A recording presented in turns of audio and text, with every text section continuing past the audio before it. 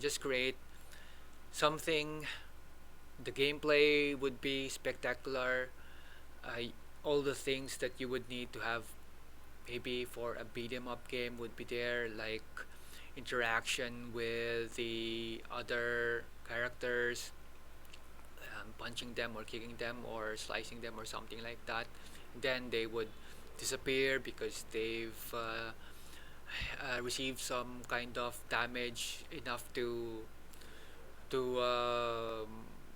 get their HP down to zero or something of the sort. But if you, for example, played any of the games where the character just disappears because the HP is already nil, then you'd also feel that there should have been something like a death animation or something to show that the enemy was hit and then somehow not just disappear but died or something like that, right? And so I was thinking about some way to show that, and I've hit upon the idea of using particle effect that was quite common in the PlayStation 2 era, and I was thinking of using something like that too, except that I think that it would take a lot more of my time to play around with how the particles would move, especially when you are trying to simulate something like, for example, steam, or when the particles are moving up to the air and disappear, and then you want them to move in a way that's not too straightforwardly going up.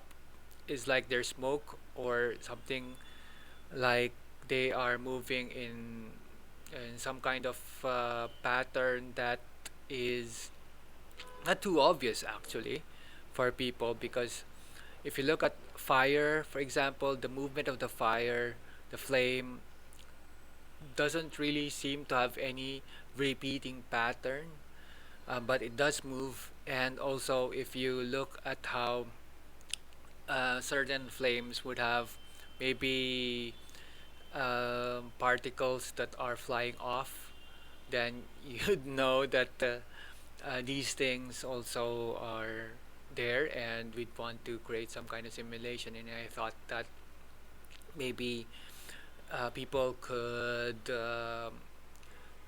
actually specialize in something like this, and that it's really trying to simulate what we have in the real world, and then creating a system that would somehow create the effect.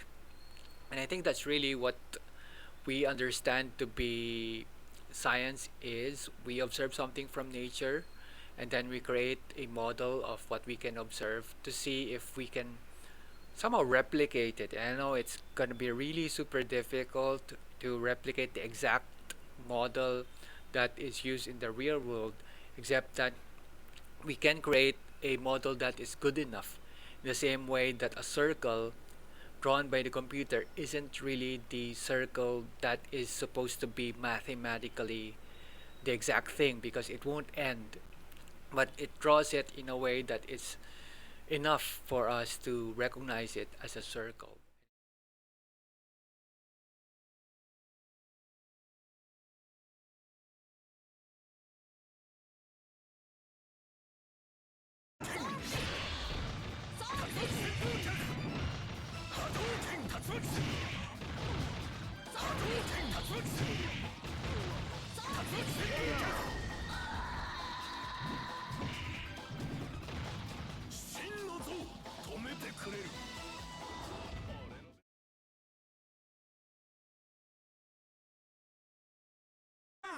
Live and let die. Fight! Crack shoot! Crack shoot! Power wave!